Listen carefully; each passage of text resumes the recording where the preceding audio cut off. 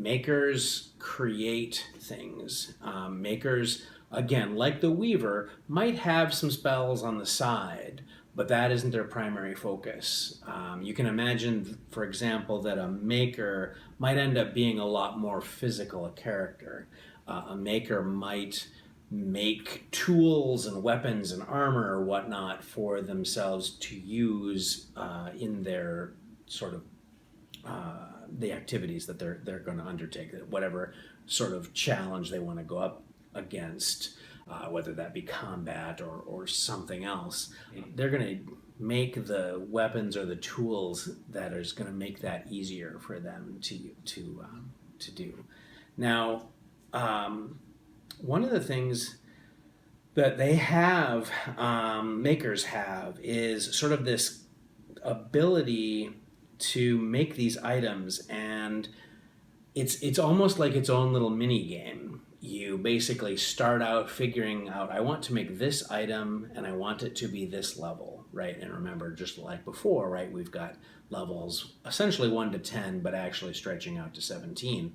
Now, what a maker does is he sort of decides, I am going to make a certain item, something that allows me to read languages that I don't know, for example, and I want it to be level 5. And so he makes those decisions ahead of time.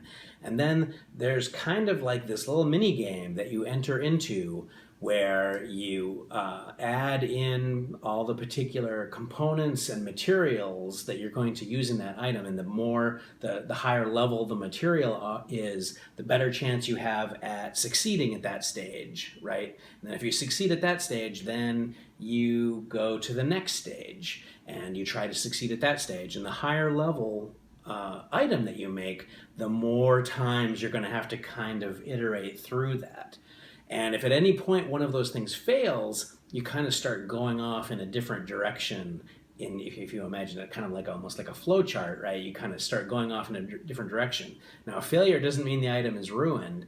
It just means that you have to start putting in additional maybe components or materials or whatnot, catalysts to make up for that. But eventually you might end up utterly failing, or you might end up with an item that is what you wanted to make, but it's got some weird side effect that you weren't expecting, right? So I think it's going to be a fun little mini game for makers as that they'll play kind of on their own as they try to make an item and hopefully not blow themselves up as they're doing it.